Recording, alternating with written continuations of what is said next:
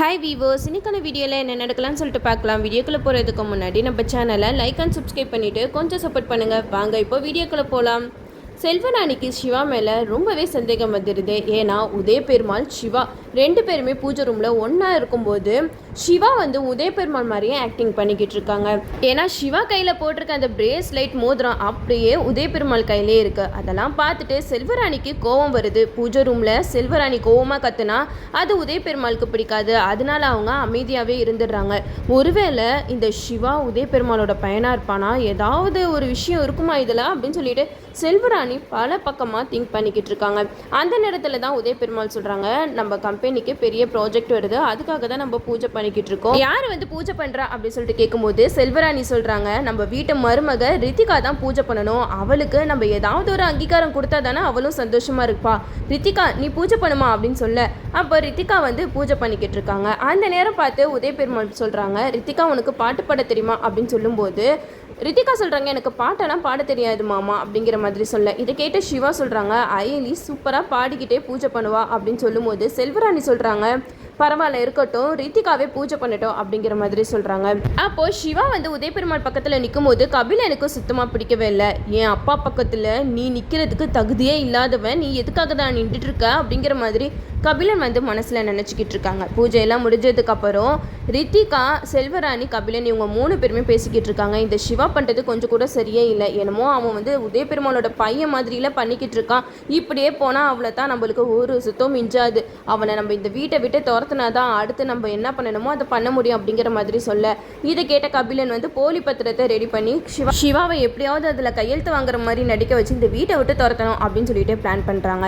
அதே மாதிரியே உதய பெருமாள் முன்னாடி சிவாவா அந்த பத்திரத்தை போய் கொடுக்க சொல்கிறாங்க. அப்போ சைன் போடும்போது கபிலன் சண்டை போடுறாங்க, நீ எப்படிறா எங்கள் அப்பா சொத்துல உரிமை கொண்டாடலாம் அப்படின்னு சொல்லிட்டு சண்டை போடும்போது சிவாவை ரொம்பவே அசிங்கப்படுத்திட்டு இருக்காங்க. அந்த நேரத்தில் தான் ஐலி இந்திராணி கிட்ட சொல்கிறாங்க, கண்டிப்பாக சிவா அந்த மாதிரி பண்ணுறவெல்லாம் கிடையவே கிடையாது, அது உங்களுக்கே தெரியும் அண்ணி, நீங்கள் எனக்கு ஒரு 2 நாள் டைம் கொடுங்க, இதுக்கு பின்னாடி யார் இருக்கா, எதுக்காக இப்படியெல்லாம் பண்ணுறாங்கன்னு சொல்லிட்டு அதை நான் கண்டுபிடிக்கிறேன் அப்படின்னு சொல்கிறாங்க. அப்போ இந்திராணி சொல்கிறாங்க, உனக்கு 2 நாள் இல்லை ஐலி, 4 நாள் டைம் தரேன், நீ என்ன உண்மையை நிரூபிக்கணும்னு நினைக்கிறியோ அதை நிரூபிச்சுட்டு இந்த வீட்டை விட்டு நீ போயிடணும் அப்படிங்கிற மாதிரி சொல்ல, அதை கேட்ட சிவா ஐலி 2 பேருமே சொல்கிறாங்க, கண்டிப்பாக எங்கள் மேலே விழுந்த பழியை நாங்கள் தொடச்சிட்டு நீங்கள் இருக்க சொன்னால் கூட நாங்கள் இந்த வீட்டில் இருக்க மாட்டோம், நாங்கள் வீட்டை விட்டு போயிடுவோம் அப்படின்னு சொல்கிறாங்க. அப்போது சிவா ஐலி 2 பேருமே பேசிக்கிட்டு இருக்காங்க, எப்படியாவது நம்ம எல்லா உண்மையும் நிரூபிக்கணும் சிவா, இதுக்கு மேலே நம்ம சும்மா இருந்தோம்னா கண்டிப்பாக நம்ம மேலே இப்படி பழியை போட்டுக்கிட்டே தான் இருப்பாங்க அப்படின்னு சொல்லிட்டு 2 பேருமே உண்மையை கண்டுபிடிக்கிறதுக்காக போகிறாங்க. கபிலன் அந்த போலி பத்திரிக்கையை ஒரு ஆஃபீஸில் போய் தான் ரெடி பண்ணியிருப்பாங்க. அங்கே போயிட்டு சிவா ஐலி கேட்குற விதத்தில் கேட்டாங்கன்னா கண்டிப்பாக அவங்க எல்லா உண்மையுமே சொல்லிடுவாங்க. இதுக்கு பின்னாடி கபிலன் தான் இருக்கான் அப்படிங்கிற உண்மையும் தெரிய வந்துடும்.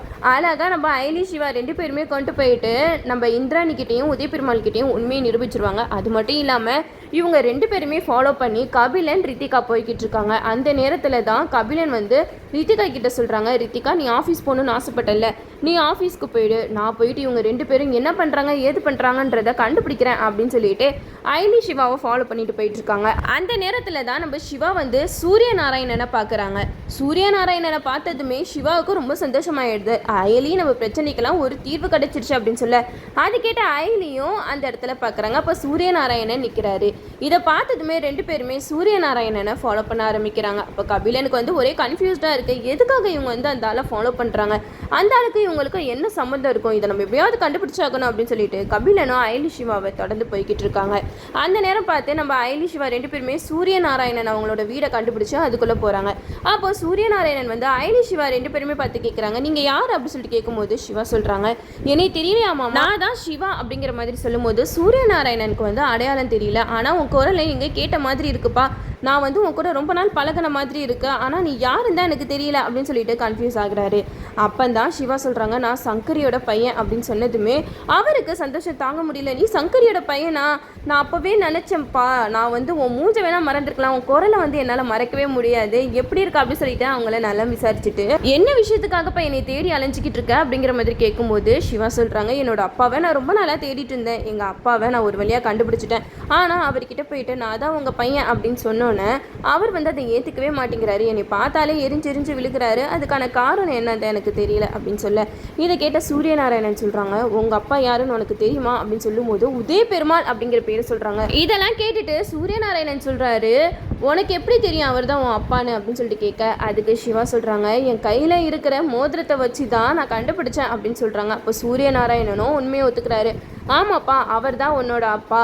ஆனால் அதுக்கான ஆதாரம் என்கிட்ட இருக்குது. உங்கள் அம்மா அப்பாவோட கல்யாண ஃபோட்டோவே என்கிட்ட இருக்குது அப்படிங்கிற மாதிரி சொல்லும்போது சிவாவுக்கு சந்தோஷம் தாங்க முடியல. எனக்கு அந்த ஆதாரத்தை மட்டும் கொடுத்தீங்கன்னா கண்டிப்பாக நான் வந்து அவரோட பையன் தான் அப்படிங்கிற விஷயத்த நான் நிரூபிச்சிருவேன் அப்படிங்கிற மாதிரி சொல்கிறாங்க. இதெல்லாம் கேட்டுட்டு சூரியநாராயணன் சொல்கிறாங்க, நீ எதுக்கும் கவலைப்படாத சிவா, நான் இருக்கேன், கண்ணால் பார்த்து சாட்சி நான் இருக்கும்போது நீ எதுக்காக பயப்படணும் அப்படிங்கிற மாதிரி பேசிக்கிட்டு இருக்காங்க. இதெல்லாம் கேட்டுட்டு கபிலனுக்கு பயங்கர ஷாக் ஆகுது. அப்போது அப்பாவுக்கு ஏற்கனவே கல்யாணம் ஆகிடுக்கா, அவரோட பையன் தான் இந்த சிவாவா அப்படின்னு சொல்லிட்டு பயங்கர ஷாக்கிங்கில் நின்றுட்டுருக்காங்க. ஏற்கனவே எனக்கு சிவாவை கண்டாலே பிடிக்காது, ஆனால் சிவா வந்து உதய பெருமாளோட பையன் அப்படிங்கிற விஷயத்தை என்னால் ஏற்றுக்கவே முடியாது. இந்த விஷயம் நம்ம குடும்பத்துக்கு தெரியவே கூடாது. அவங்க கைக்கு அந்த ஃபோட்டோ கிடைக்கிறதுக்குள்ளே நான் அந்த ஃபோட்டோவை எடுக்கணும் அப்படின்னு சொல்லிட்டு கபிலன் வந்து அந்த ஃபோட்டோவை தேடுறாரு.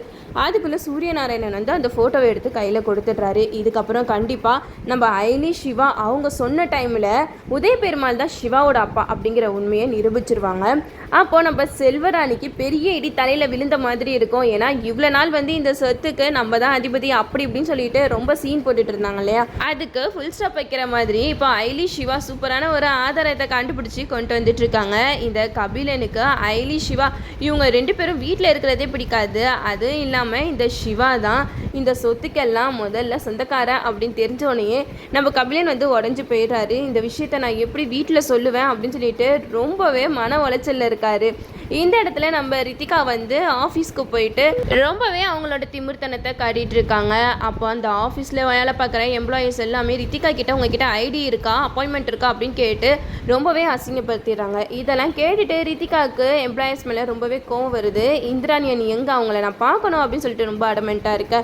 அப்போ இந்திராணி அவங்களோட மீட்டிங்கை விட்டுட்டு ரித்திகாவை பார்க்க வராங்க. என்ன ரித்திகா சின்ன பிள்ளை மாதிரி பண்ணிக்கிட்டு இருக்க, நான் மீட்டிங்கில் இருக்கேன்னு தெரியுதுல, அப்போ எதுக்காக இங்கே வந்து சண்டை போட்டுட்டு இருக்க அப்படின்னு சொல்லிட்டு கேட்க, அதுக்கு ரித்திகா சொல்கிறாங்க, பாருங்க நீ என்கிட்ட ஐடி இருக்கா அப்பாயின்மெண்ட் இருக்கான்னு கேட்குறாங்க, இவங்களெல்லாம் ஃபஸ்ட்டு வேலையை விட்டு தூக்குங்க அப்படிங்கிற மாதிரி சொல்கிறாங்க.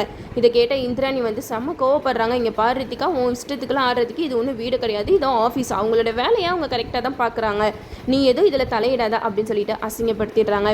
இதில் என்ன ஒரு விஷயம்னா, இப்போது நம்ம உதய பெருமாளோட பையன் சிவா அப்படிங்கிறத நம்ம ஐலி சிவாவும் நிரூபிச்சிருவாங்க. நிரூபித்ததுக்கு அப்புறம் ரித்திகா வந்து டம்மி பீஸ் ஆகிடுவாங்க. ஏன்னா ரித்திகா வந்து 2வது மருமகள் ஆகிடுவாங்க. நம்ம ஐலி தான் மூத்த மருமக. நம்ம ஐலி வந்து கண்டிப்பாக இந்த வீட்டோட பொறுப்பை ஏற்றுப்பாங்க. இந்திராணி ஐலி இவங்க 2 பேரும் தான் இந்த வீட்டை நிர்வாகம் பண்ண போகிறாங்க. இதெல்லாம் பார்த்துட்டு இந்த செல்வராணி ரித்திகா கபிலன் இவங்க 3 பேருமே என்ன பாடுபட போகிறாங்கன்னு தான் தெரியல. கூடிய சீக்கிரமாகவே நம்ம உதய பெருமாள் வாயிலிருந்தே சிவா தன்னோட பையன்தான், அவனை நான் யாருக்காகவும் விட்டு கொடுக்க மாட்டேன் அப்படின்னு சொல்லிட்டு எல்லாரும் முன்னாடியும் சொல்லிடணும். அது மட்டும் இல்லாமல் நம்ம இந்திராணிக்கு சிவா தன்னோட தம்பி அப்படின்ற விஷயம் தெரிய வந்துச்சுன்னா அவங்க ரொம்பவே சந்தோஷப்படுவாங்க. ஏன்னா ஏற்கனவே சிவா வந்து தன்னோட தம்பி தான் அப்படிங்கிறத சொல்லிக்கிட்டே இருப்பாங்க. அது இப்போ உண்மையாயிடுச்சு. இதுக்கப்புறம் வர கதைக்களத்தில் எப்படியெல்லாம் கொண்டு போகிறாங்கன்னு நம்மளும் வெயிட் பண்ணி பார்ப்போம். ஓகே வியூவர்ஸ், இந்த வீடியோ உங்களுக்கு பிடிச்சிருந்தா லைக் பண்ணுங்கள், மறக்காமல் நம்ம சேனலை சப்ஸ்கிரைப் பண்ணிடுங்க.